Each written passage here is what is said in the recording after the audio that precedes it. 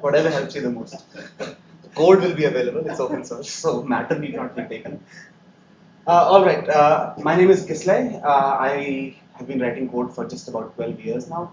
I was working at the shop before, then I worked for about 6 years at Myntra, and now recently I moved on to Uber. I do a few open source projects on the side, hobby projects that I've picked up here and there. Rulette is one of them.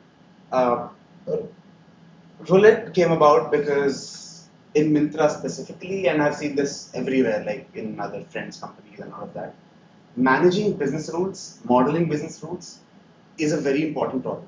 Is a very one of the core pieces that helps us translate business requirements into actual functioning scalable product, a software product, right? And a lot of the solutions available out there are either too hard coded, if I might call it that. Like you can write all your code in Java language and it will work, or they are too elaborate. Like Apache Rules JSR 94 implementation is kind of the gold standard. And for most use cases, it's very powerful. Okay, you can do like literally anything, express any kind of logic and whatever, but it's too large for most use cases. Note that I don't say all use cases. Most use cases, typical use cases are equals, less than, greater than. If this thing is less than this and these three variables equal to this, then do something, right? You don't really need rules like big setup, run a server here and there, make API calls, whatever, all that. So I came up with Rulette. It's a very, very simple Java library, and it helps you store rules. It will not let you store bad rules. Like if you say store the same rule twice, it will complain. If you define ranges which are overlapping in a bad way, it will complain. So all that gets taken care of. It provides fairly intuitive APIs. So let's just get into some of the stuff first, and then there's a whole thing that I have. So what are business rules? Business rules are basically mandates that your business runs by. These could be defined by your business teams, the product managers. So if order is cancelled, but the customer is fraud, don't refund the shipping charges. This is one business rule, right? So, or it could be law of the land, GST, for example, right? If a sale is being made, a good is, so a sale is made, goods are being shipped from the state of Karnataka. Within Karnataka, then SGST plus CGST applies 5% each. Or if they are being shipped to Delhi, for example, then IGST applies to the tune of 10% total. Right? All these things are business rules. This is how the business runs. And for us to be able to write effective software, we need to be able to model these rules and deploy these rules, so to say, in our software. So like the example that I kind of gave, if order status is cancelled and it has not yet been refunded, then the action that needs to be taken is perform a refund on this, right? On the other hand, if refunded is true, then don't do anything. Action is equal to no op or whatever, right? So let's just figure out these words here. So this is a rule, right? If, then, do something, whatever. This is a rule.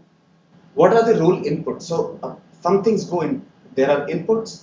The combination of these inputs, a tuple, so to say, is mapped to a certain output, right? This is the combination that we are playing with. So rule inputs are order status and refunded.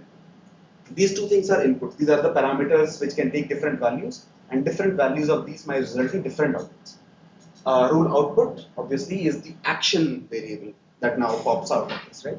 Do refund in the above example. So rule inputs, rule outputs, a combination of these two is what we are going to call rule. Just wanted to be clear so that when we also check the payment. Sorry, board COD versus prepaid. Sir, there could be 50 rule inputs. This is a slide deck. Oh, there. I'm just giving an example. Yeah, it could be payment, it could be customer rating, it could be courier code, it could be very elaborate. So if this, then that. If this and this and this and this, then what? So all these and condition parameters are inputs. Then is the output. Is the output of the couple? It would be predominantly and rules. And every time. No, they don't have to. In a general sense, this could be an expression, right? This is an expression that you're trying to evaluate. And when this expression evaluates to true, the output will be the output, whatever the output you define.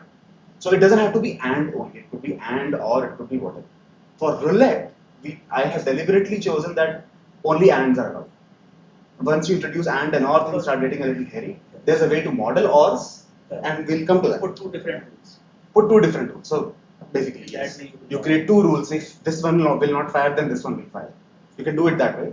But as a first class construct, an or version does not exist in Rulette, because typically you can get bad ends. You don't always, but mostly you. That's the fair choice. Sorry. That's the fair choice. You restrict yourself with and. Yes.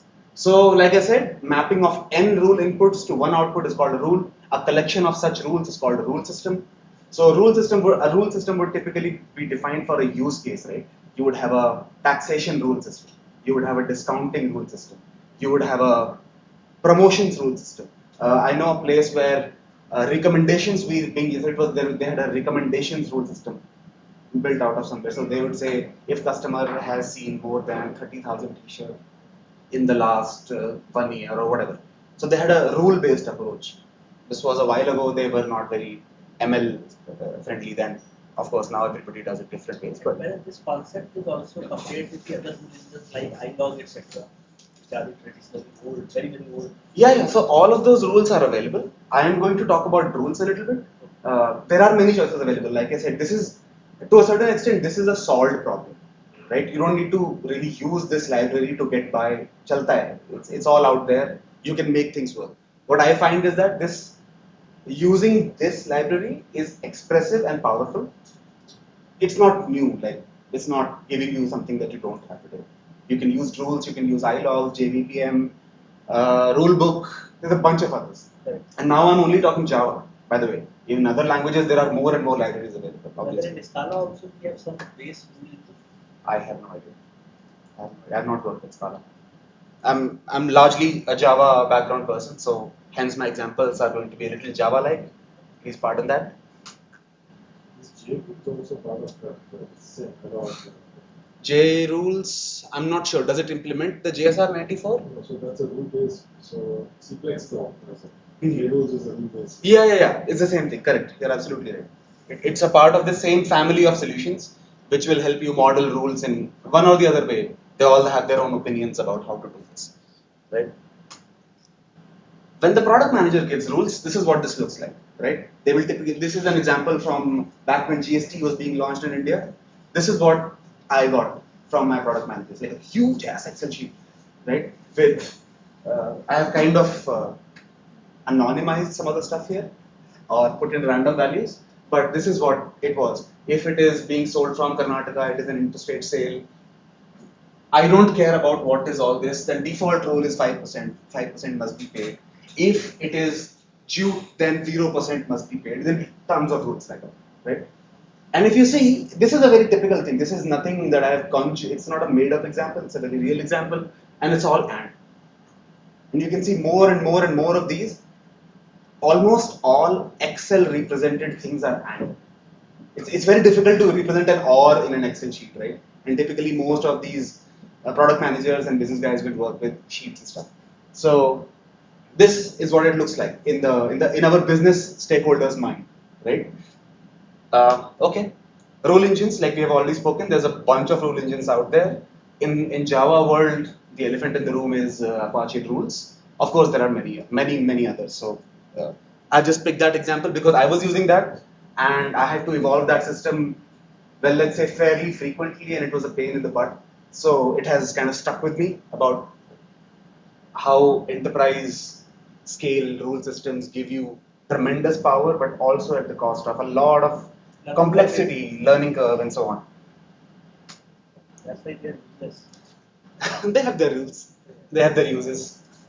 I have nicely used it later on. That was just a bad application of the thing. So what happens is, if you look at this sheet, right? If I were to model this thing in rules, what would happen is, let's say each of these rows has an ID. It doesn't have that, so it has, let's say, ID 1, 2, 3, 4, 5. This whole table would be broken into a key value structure, like a long key value structure. It would say ID 1. It would say key source state. It would say value Karnataka, and then similarly one interstate, yes, one item type hyphen, nothing, any. It will break down this whole table into a huge row, like rows of key value pairs. It would do the same thing for output. Let's say forget about all this. Let's say the tax output was 5%, 7%, 10%, single valued, right? It would break down this whole thing into a long and then key value sort of structure. And then if you wanted to express this line, right? Like this is what we are talking about. If it is shipped from Karnataka and outside of Karnataka, then 5% IGST. This is the language that we want to speak. You would have to aggregate across that row ID and say, oh, what is happening where, right? The good part, arguably the good part, is that at the end of the output, you would not get 5%. You would get a piece of Java code in a DRL file. That's what they call it, rules language, something like that. You can write that a little Java snippet in that, and it will fire it and give you the output. So arguably, if you had really complicated logic that is just not values, and you have to make 2 API calls and then get the answer and then compute, then yes, sure, great, very powerful. But in such cases, are the most typical cases, you want an output. You want to express a set of conditions and you want an output, right? This is what rules would not easily let you do. It was just very complicated to model this entire affair in a friendly way, in an intuitive manner, right? Just to use the hookup table as the internal data structure for stories. Yes. That's very hard. Oh, I mean, that's how you load it in. I don't know how it models it. So performance is not an issue. So if you fired a query on it or whatever the data structure, it would answer very, very fast. That was never the problem, that it is crawling through those millions of rows and all that. But as a developer, right, like every so often somebody will come and say, oh, what are the tax rules we have for Karnataka? And then I'm stuck like doing group by on that huge, key value structure, which doesn't really work. If you had to add one more column, if somebody says from tomorrow onwards, this factor is also going to matter, add one more rule input, I would have to insert those hundreds of thousands of rows into that thing. There was not a very easy way. Maybe they've added it now. I don't know. This is projection design. sorry. Probably you will handle that by projection design. Projection design. I don't know what that is. Could you? So projection design, the interpretation of the field depends on another field value which is coming from another master value. The simplest example is that let us say as a user, I may have many different type of contact type. So email, mobile number, telephone Absolutely. number. So Absolutely. if I go with this design, I have to add one more field for every those things. Actually, that's what rules is doing. It is breaking it down, Yeah. and then you, in that key value thing, you can add whatever else you want. So projection. So these are the projected views. Okay. These are the so projection design will it is sort of normalization concept also. Okay. So that you don't end up having too much of null value. Like here you are seeing the null values, so those null values will go away. But whenever you are running a query, you have to take that projection database and convert it to the view database like this. And then you will run a query because that will give you faster output. Okay. But you don't have a problem of inserting thousands of rows of null data. Sure. Okay. That's what you are talking about. Makes sense. Projection. No, not just null data, like Or any data. but You will insert wherever it is please, required. please feel free to call out, put your hand up, talk, whatever. This is, like I said, this is a solved problem. You don't need to listen to me on this. Okay. So, all right. There's a like we've been discussing, right? There's a mismatch in the cognitive model of what a rule is and the way it is expressed in your software. Right? You look at the software repository of rules, and it doesn't look at all like what you're talking about. There is very, very poor support for doing any, like you have to do some placeholder random -1 type thing. You cannot say don't care very easily in that whole key value structured rules configuration. There are no data types per se. There is no int, string, date, whatever. Like it's a string. You do whatever you want. Sorry. Everything is string. Yes, everything is string, which makes it a little difficult to play around with. Let's say you wanted to actually build a rule on an employee, right? As an employee construct, it's impossible. You have to talk in like low-level base primitives, which is fine. It's not the biggest problem in the world. It's just not extensible to a certain. If you are deeply embedded in the object-oriented development, it just becomes you have to extract employee dot get age, employee dot get weight, etc., and then only you can model these things. You can't simply drop in the employee and it works. So in case suppose you have to model a date range. Date range, sure. In rules, you would have to have like you would have two columns. You would have a min column. You would have a max column. It would be represented as two rows in the data structure, and then you could query by a greater than less than. Yeah, the output will be the DRL file, right? In the DRL file, the rule will be written to code if this thing is less than this thing. You'd write Java code to express it. I have spoken about much of this.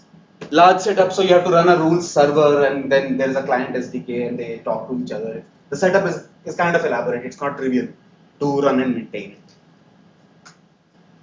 Alright, so all of these things flipped on the other side are the reason why you should consider using Rulette. Talks the same language as your business, it allows you to model your business rules in exactly the same way. We'll just come to a little case study demo types. It's not an actual demo, I'll just walk you through a few modeling steps. So it allows you to say, I am going to create a discounting taxation rule system, and it is going to have these many inputs. This is going to be the priority of inputs. This is the entire data set of inputs, the whole mapping business that we saw. So your data store actually looks almost exactly like the Excel.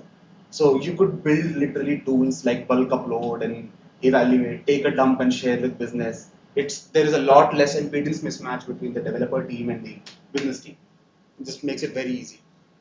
Works out of the box, which means that it supports data types, exact value. So you could say state is equal to Karnataka, right? So string and equality is coming out of the box. The ranges are coming out of the box. You can say MRP between 0 to 10,000, right? Let's say you're doing discounts and anything above 10,000 doesn't get any discount because it's a luxury product, right?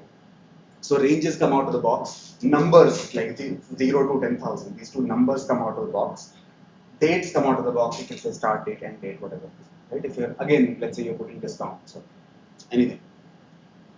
So all these things come out like they're built in. You don't have to do anything beyond configuring them. And to make this happen is why deliberately choosing to not have too many things. Like there was, I remember there was an argument to have group things, saying if you know brand is equal to Levi's and item type is equal to t-shirt, comma jeans, comma shoes, right? Sort of an or condition. If any of these, then this is the output.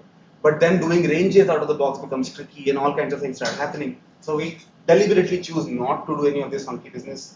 Keep it very, very simple so that there is no ambiguity about when people start using this and all of that. Rule management and evaluation, it allows it. So rule management would mean CRUD operations and rules for once. You can create a rule, insert a rule into whatever store that you are using. So the choice of data store, and I use the word store very liberally, it could be an API. So MySQL is already available. Postgres I'm kind of working on the side. I have used it in Myntra using direct API integrations. So insert would call and insert API or REST service from one service to another. So CRUD operations are available.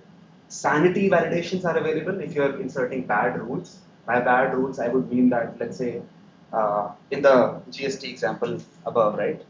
If you're creating two exactly same rules, it would call out that you're doing a bad thing. It's, conflicting rule is what we call it. It allows you to say that here's an input, I want to evaluate if a sale is being made from Karnataka of a jeans and the shipment is going to be outside, right? Then let's say I delete the currently applicable rule. What is the next rule that will be applicable? Because people want to add more rules, remove more rules, and then what would happen is they would delete the currently active rule, and they would not even understand what the next hierarchy is because it goes through a T structure of evaluation and all that. Ops people would not be able to understand. So for validation purposes and all of that, we said, okay, here is the currently applicable rule. If this was not available, this would be the next applicable rule, and next, and so on and so forth. So you could do like creating a parent-child structure. No, so what Rulette returns is a best fit rule, right? So because it supports any. So if you say, if you pass genes, right, in your query saying what is the tax applicable, if you pass this, and this, right? They will give Then you would get this rule. No, only one. Best fit. We don't want the other guy to choose that. That's the default rule. That's why it's you are saying any. because those values are not available. Yeah. So I if will give you this. yeah, absolutely. If you pass in instead of jeans, you pass in shoes, right? Then you would get the first row because if nothing That's else. why in a way that is the parent. That's what I was asking. Second rule is the release children rule because it has one more condition. I mean, sure, you could call it that. It's a matter. What we usually think of it as best fitting. So, Like you could say, this is the default, as and long then as I special define the overrides, parent. overrides. yeah, parents will always override the children. Children override. So parent is the top one. Yeah. I mean, there's a base sort of a thing, and then you can have more specialization on top. We just say that, oh, because you passed genes and we have a rule for genes, it's a better fit. So we simply return that. If, let's say, in the MRP range business, right, you can say that 0 to typically the range is 0 to 10,000, but for a very brief period, there is a range from 100 to 200, and you give and you pass in the query 150, the tighter rule would be returned. So these are all, of course, again, you could debate it 10 different ways. This is a matter of Maybe opinion. creating some scoring in there. Score. So if you say this score is higher, this is what you will return. Who will decide the score now? And somebody has to go and put the score on 10, 20,000 rules. Always go. We did that. Well, No, we said rule priority that we is will the best insert. fit. The best fitment is coming because of certain score. You cannot say something is best fit without a score too. No, because people said, no, we want this rule first, that rule first. So we added a priority column there. Okay. In the rule itself. Saying Okay. this is a higher priority rule. Okay. But then people went and messed it up because they would insert whatever they wanted. And there was no way for us to validate what it, because, business is saying. That's why parent-child concept is far better. So this has usually worked out nicely for us, but we never return more than one rule. If you specifically query, there's an API to get all applicable rules, and from that set itself, if you asked for the best fitting rule, one of them would be picked out. So And this validated extensively also. Every time I am getting a best fit rule, this is really the best rule. yes, you could, like, the rules are very simple actually. You could empirically by hand you could validate. It's not very complicated as such. Values should match. So this system was in place in Mitra by you was working. This system was, I introduced it in Mitra after I wrote the library for starting with taxes, Okay. but now it is employed widely actually Okay. in quite a few varied use cases, which makes me sure that it's genuinely a powerful thing to have. Like we are, if I'm not mistaken, we are still doing call center routing to, if an English-speaking customer is calling at something, then it should, and the ticket on which he's calling is already delayed, then route this call to a highly skilled customer care operator. We are doing routing of that. At least we were 2 years ago. Call center solution is also getting benefited by this. Yes. So it's a library, you can deploy it anywhere. That's the whole point of this. Is it open source? Is it good? Yes, of course. That's why I'm here. I want some people to write code on it. not getting enough time. So if suppose there are two rules which are overlapping, like you have say two ranges, support ranges and support any. So with that I can create two rules. So any is any. I mean, so the ranges can overlap in a very specific way. One range has to subsume the other. It cannot be like this. Right. Rulette will fail it, saying, I don't know what you're doing. If it is like this, then it is fine. Right? So we say, if you are giving a value here, this is the tighter fit, this is a better rule.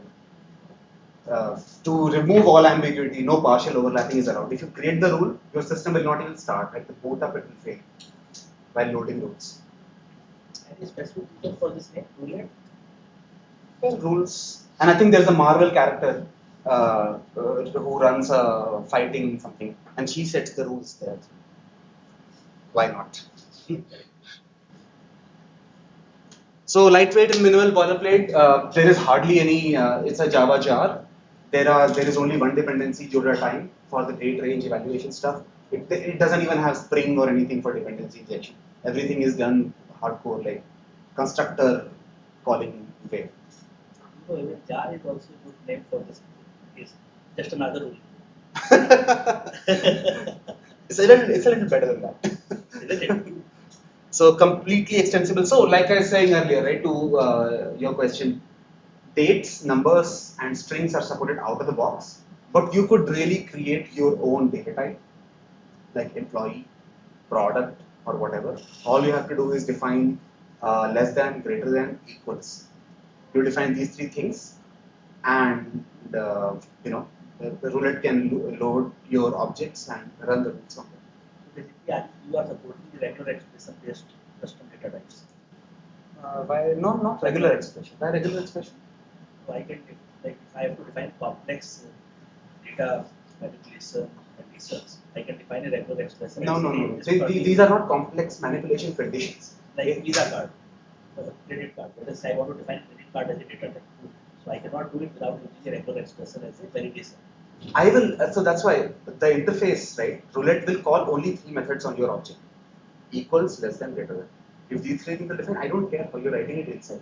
You could use the object could use regex inside. That's what I was saying. Roulette does not care. No, it's an important distinction to me. When you're defining your own data type, Roulette only wants three functions, and those two give like equals, like Boolean answers.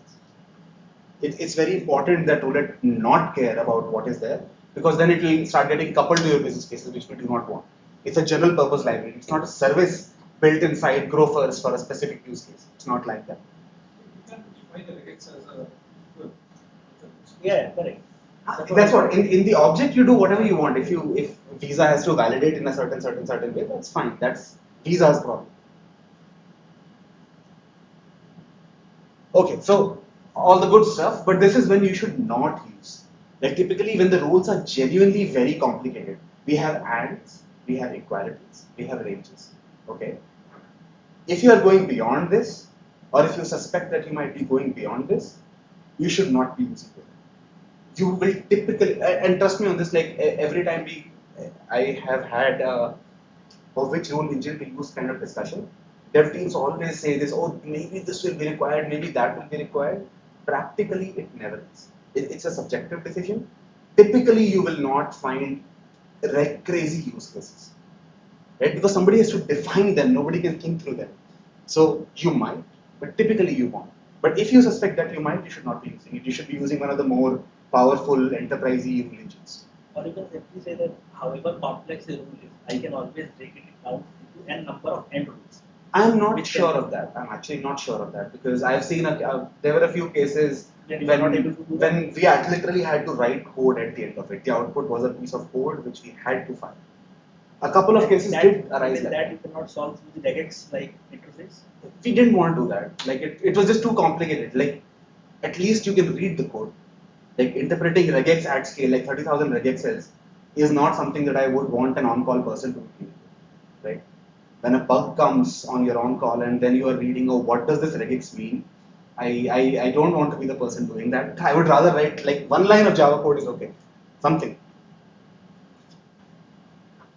There is no setup. Maintaining a setup is not a problem. Like so, if you're running if you have 30,000 use cases of rule engines, and you have a team which can run and operate a rule setup or a JVPM setup or whatever, if setup is not a problem, then it's fine. Then it removes one hindrance. So these are the components. I'll just go into a quick time check, please. It's 28 minutes. Okay. Fine. So we can spend some time on the modeling aspects. So now we are going into the code level design, code level things. So there are a few components. Rulette engine is the one which takes all of your data, loads it into an in-memory trie structure, does the evaluation, all of that. Rulette core is the core classes of it, which is rule input interfaces that you can extend for introducing your own data types and so on and so forth. So that's all that stuff. iData provider is the interface which allows us to inject multiple data sources. So like I said, right? So the MySQL data provider is available today. You can use it right out of the box. And we'll cover how to use it like for a modeling way. Postgres I'm working on, you can implement an API based thing. An SQLite based thing is something that I was thinking about. Only the first one is available. Okay. You can add more, it's not there yet. So these are provides a set of rules. So it is sort of the interface with the storage layer.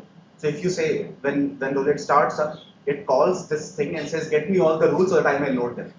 So how to load them, where to load them from, is what this guy does. It says, We'll just come to it. It'll seem clearer. If the OLED provider, Sorry? OLED data provider takes care of that, makes the code database agnostic. Yeah. But what about if it's not a database? What if it's an API? We don't know that. So this is the core entity. This is where an entity, you define a rule system. Like I said, right? Each rule system is for a use case. So you have taxation, you have discounting, you have recommendations, ad nauseum, right? So this is the core entity where you define. ID is just like I'm kind of little bit talking MySQL language here. So ID is the primary key. The table name is database table name or Data. Let me cover this. So name is the name of the globally unique name of the rule system. Taxation, discounting, GST taxation versus VAT taxation, etc. This name is what isolates the rule sets from each other, right? Table name is the table where all the rules are stored. That Excel that you saw earlier, this is the representation where you're inserting all those rules. So when you say Rulette, please load up GST rules, it will go to the table and load all that data. Output column name. This is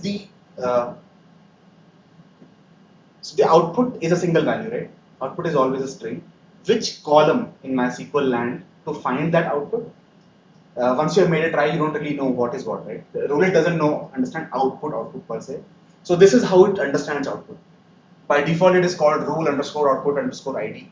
You could call it tax rate if you wanted to. You could call it tax rate foreign key if you wanted to, whatever. So this is the customizability. In case you already have a rule engine table that you can't mess with, this will allow you to kind of fit this one off. Input column name is the primary key's name. Again, sort of legacy management. If you already have a table which has a primary key name and you can't change it easily, then you can give it here. By default, it is called rule underscore input underscore. You can give whatever, it doesn't matter. It should just be there in the table name that you have given. It should exist. That's all. will it be scalar value or it could be a double input column? Single scalar value. And this is the other meta table that means. So rule system is one meta table. The rule input table is the other meta table.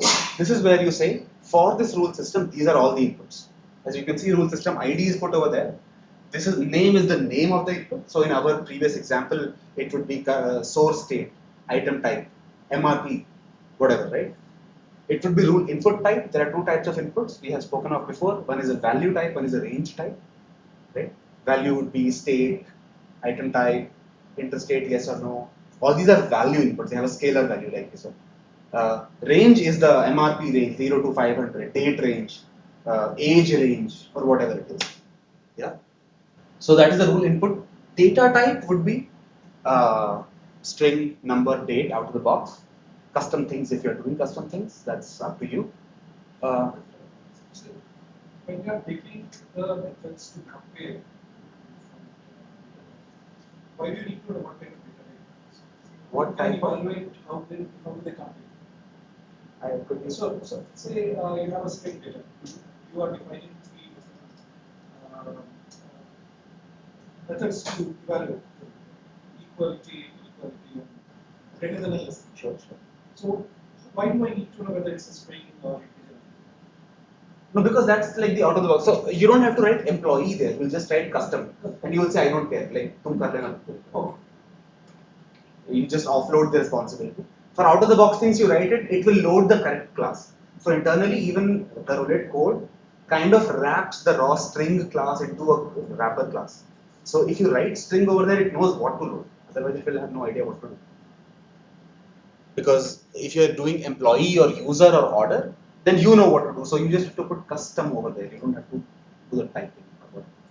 This design is very similar to the master database design. And like a master database design. Well, yes. I mean, if you kind of presume that the underlying structure is MySQL or some sort of flat record storage, then effectively we are loading that in memory, building a try over it, but we are adding some rule-like connotations. It's a search by index basically, right? But if you don't find the exact value that is passed, come back up the tree and look for an any value. That is the extra value, right? Like in the genes example that we saw, if genes was given, you would find the value sitting at the root of the whole B tree index, right? If genes was not given, then you would have to come back up one step and then say, is any value defined? Is a default defined at all? If it is defined, then go find it. That is something your databases will not do. That, You're using binary structure, binary. well, it's an NRE search. It's a trie structure over which we fan out and such. It's a trie structure essentially. So yes, it is a indexed search, but with a little bells and whistles. So you actually compare each node in the traverse. Correct? If I assume that you don't find at the end, that you will go up in one layer and check that. And we don't have to do every node. The tree has as many levels as there are inputs. Okay. And there is a priority column here. So Okay. 0 is high priority, 1 is lower, 2 is even Yeah. lower, like that. So the root of the trie is the node with the 0 priority. It has all the values then fanning out into the root, into the second priority and the third priority. So it's a log function. You don't have to literally go through every single thing. It's a log of the number of inputs that you have. Everybody with me? Anybody slept off? That fellow sleeping? Good morning, sir. Busy with mobile. So, you know what? Just reach out and ask, interrupt. That's fine. Let's make it non-sleepy. So, low threshold column name and high threshold column names are needed only for range values, because in the first version of this, I was naive enough to say that I put a hyphen in a single column, and then people said, dude, I have hyphen in my data. Now what? So the obvious thing is to say that even though you're calling it one rule input, MRP range, the input is one, but it has two sides to it. So just store it in two. So Rulette sees it as one, but loads two values from two different columns. So your business language still doesn't get corrupted. You're still talking in terms of ranges and so on. But in the internal modeling is to store it in two columns so that you can load it all together. The priority is used in the order of evaluation. Like I said, right, when you're building the trie structure to evaluate, the highest priority node goes right to the top. And again, it's a business call, right? You would say, oh, if this is not there, if this is not defined, then that is defined, then what to do? If this is defined, but that is not defined, then what to do? This is how we evaluate in order. Otherwise, the result would be completely indeterministic. If I could just fire it on any order, then it doesn't really add up. And it also, depending on the cardinality of each input type, it can have severe performance impact if you don't. I mean, the priority is the business logic, so you can't really mess with it. But if you have a choice, you should try to model it in a way that filters more and more options right at the top, just like a database query. Yeah. Yeah. But if I add a new column, Yes. how do I know what priority? Your business would tell. As a developer, it's not my choice to optimize performance. Your business will say that, oh, this is the least priority. Even if this is not defined, use these first. It's not like I am getting to choose this. The motivation is really this, to keep it as close to your domain knowledge as possible, so that you can go and ask these questions to your product managers and business leaders, saying, what do? I don't know. You put it in an Excel sheet and show, and then I'm going to just upload it. Excellent. Basically, a domain specialist inputs are critical. So They are always critical. Actually, now we are able to capture them explicitly. Domain specialist is always required, right? Without him, you can't really function. Whether it is a architect or a business manager, doesn't matter. So these are the semantics of consistency. Partial overlap of ranges are not required. All values of two rules being same is not acceptable. We have already spoken about this. So The why out you are not include Boolean as a part of the input data type? because string works. If you put integer 10, it works. But it's a good idea. It's a good idea. I will take a note of that. So the output of Rulette now, because Rulette doesn't understand anything about your business and what you are trying to model, it cannot give you a business aware answer. It gives you a string. What to do with that string is really up to you, right? I have used that string, parsed it to long, and used it to look up in another table. I have used it to pass it to a factory and get the correct code out and execute that code. Helps in decoupling, right? It doesn't know what it is. You have to put the right thing over there. Okay? It could be anything. Rulette doesn't care, doesn't know. Alright? So that responsibility, just like all other configuration by the way, is left up to the using application, the calling code. So here's how it kind of stitches together. You first create one rule system saying I'm going to, a model GST taxes, one entry in this table. The second entry goes, how many? 1, 2, 3, 4, 5, 6 entries go in this table. Now your empty rule system is ready. So if you now say new roulette pointed to this place with the data provider, it will load. It will not have any rules, but it will load. Then you go and insert all your rules from the Excel sheet into that table. Now it has the price structure ready. Now you can start querying it by different parameters. So we have been talking about this, so let's just go through it a little formally. The idea is that if shipping is happening within a state for a sale, two taxes are available, applicable, SGST plus CGST. If it ships outside of a state, IGST is applicable. Okay, rates are given. So that is the base configuration of your law of the land. That's what the GST rule book says. That's what we're going to try to model in a taxation service. The service is nothing but a wrapper around this core rule engine. It returns you the number of values. Now, if you notice, this is where the output is a string funda helps. I cannot put, because for intra-state sale, within a state sale, the number is two values. It says CGST 3%, SGST 5%. It's a combination, right? I could return it as a string, but that wouldn't make much sense. It is not very object-oriented like. So the idea is to return a string using which you can go somewhere and find out what the two things are going to come out or one thing is going to come out. Rulette doesn't know. It just gives you a key using which you can look up somewhere else. All right.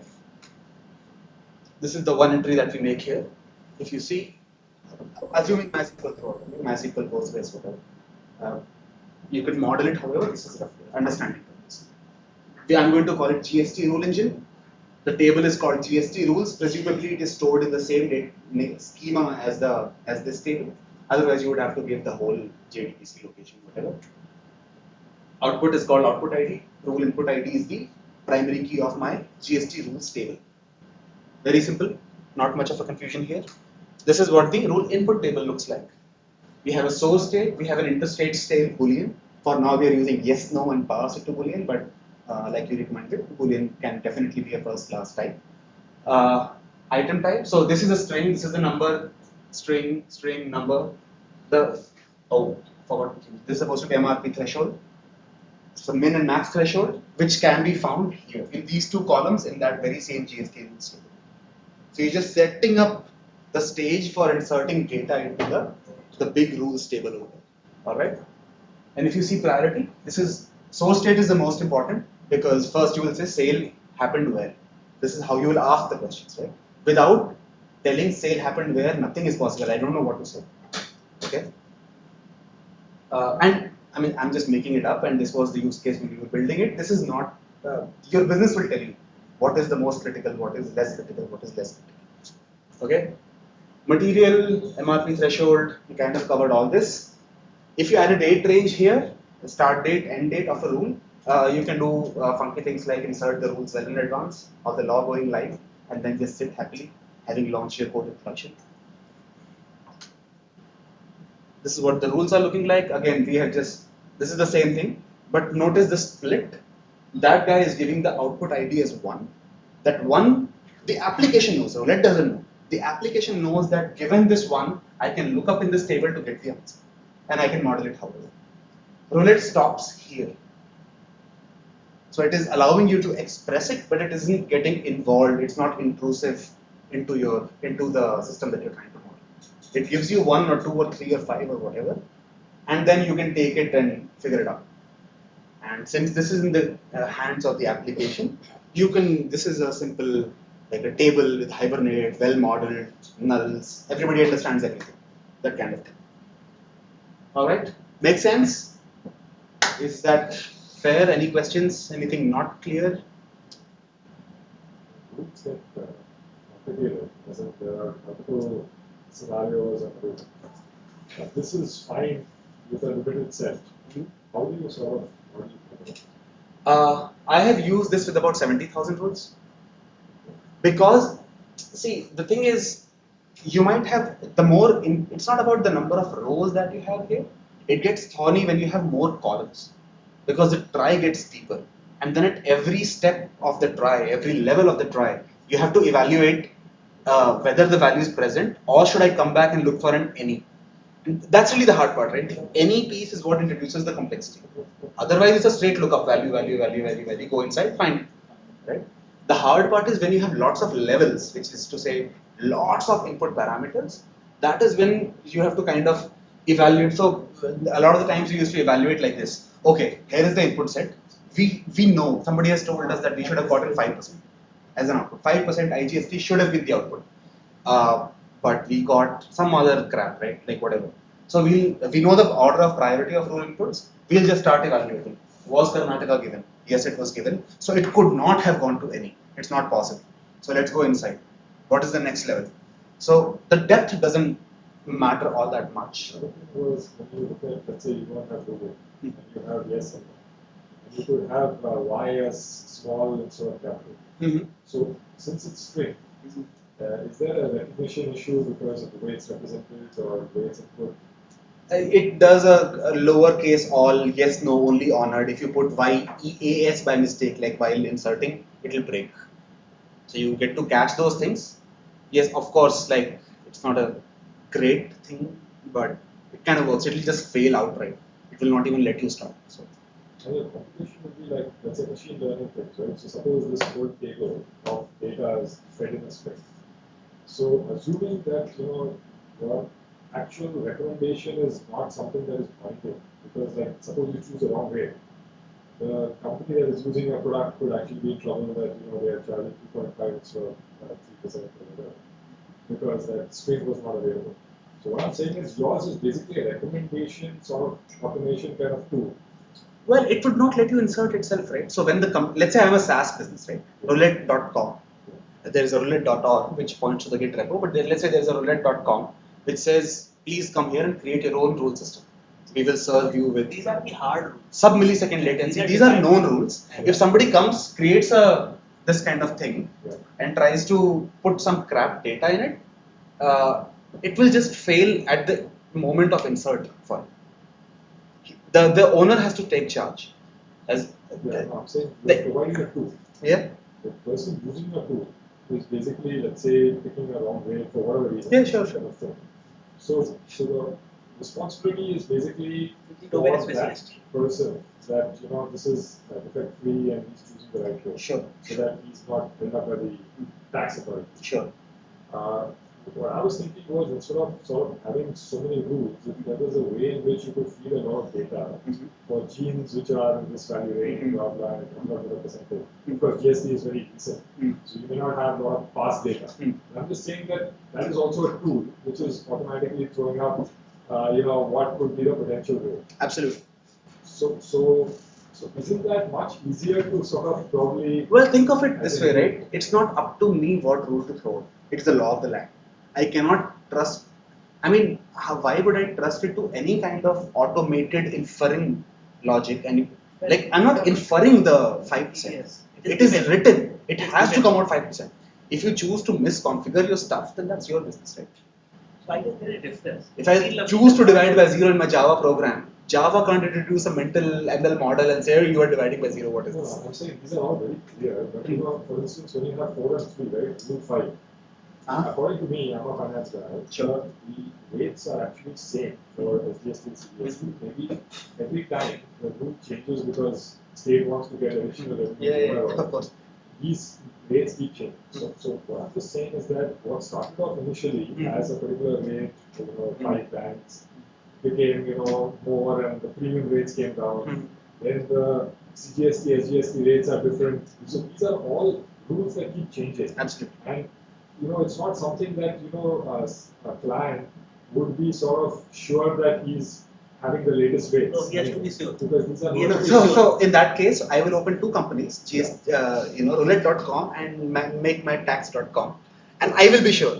I will be providing then a financial service instead of a technology service. Yeah, This- that would be actually very helpful. yeah, so there was a big debate when we did this in Myntra that we should just kind of open it up because all our smaller partners were cribbing about we don't have tech capability club, but it's not an easy game to play. So obviously, yeah. So to the point of this presentation and this library, the tech piece of this doesn't take any responsibility. Yes, you're absolutely right. And they should not. It's a pure technology piece. You could insert everything right here and then put wrong things here. I've done that. I put fun everywhere and then everything became 1% tax. You've done that. So as a product, yes, you're right. But as a simple library, it's not my business. So in particular for this use case, data is defined by the government. So machine learning plays no role. However, In any case, actually, if the rules are known, then the rules are known. Then that's just how it is. If you know the rule, that's why you're using a rule whether engine. those rules are defined by you or law of the land. If you define the law of the land, you cannot play any role there. You cannot play with that. Even if I define the rule, if the rule is how does anybody arrive at a rule? You run an ML classifier, whatever data science, and then you say here are the rules. So the rules at this point are known. You cannot run the logic. There is no compliance risk. There is only financial risk. In the case There of might not even be financial risk. No, there may be financial risk. This is your business model, like your business is modeling your domain. So it's like if they tell you like I don't want I know what my business logic is. The data science piece would emerge in a typical case like recommendations, where I have done recommendations like this. It's okay, but it's not like great. It's not awesome. So let's do some data science behind it and then use it to power. Maybe your recommender system ML model can generate those rules which can be fed into this for evaluation.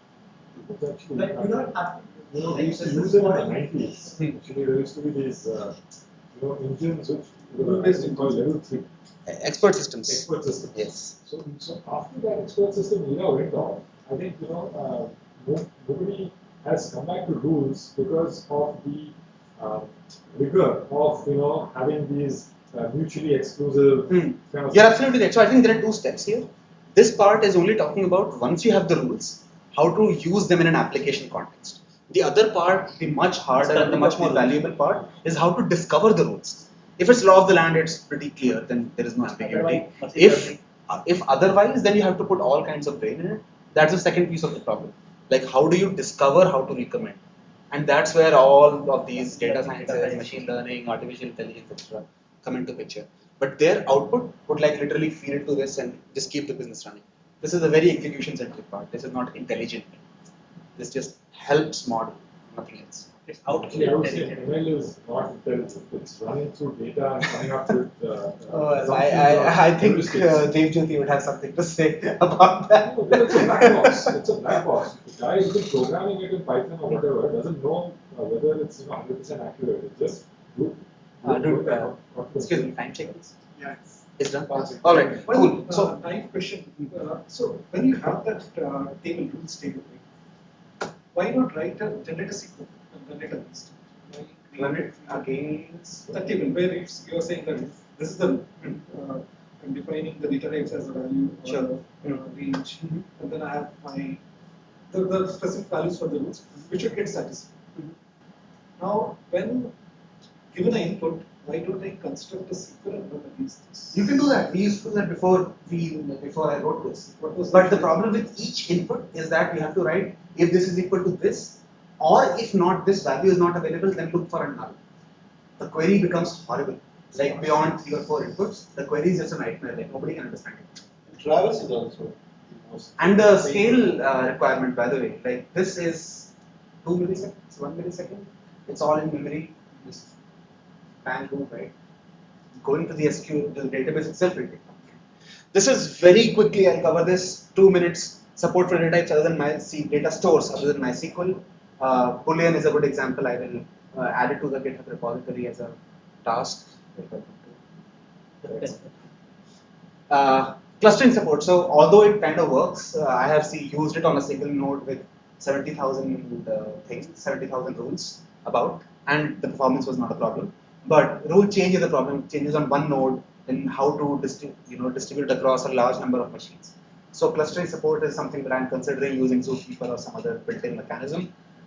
There is a REST API. So if you're not a Java person, how do you use this?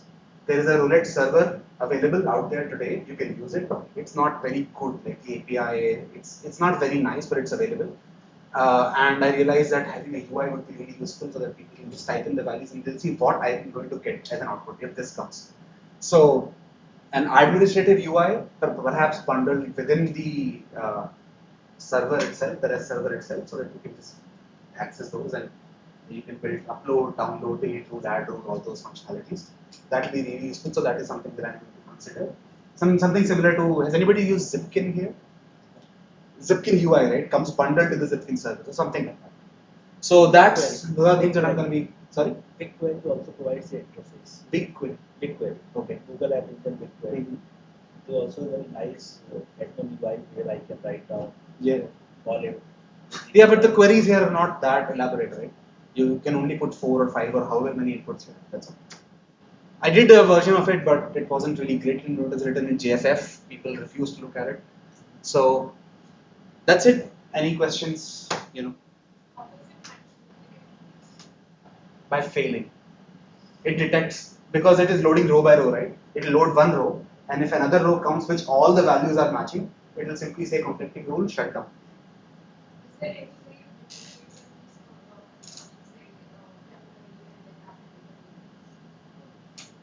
differentiating It's all about the data that you put in there. You put an is active column, make it 0 today, make it 1 tomorrow. It's really up to you. So it doesn't take away the headache of modeling. It's just easy to model. That's all. All the business complexity still remains. Like I said, if you put valid from and valid to, you can introduce, like you can insert rules today for tomorrow, which has to start tomorrow. All of that is just a modeling thing. All right, thank you. I'll share the slides on the meetup page.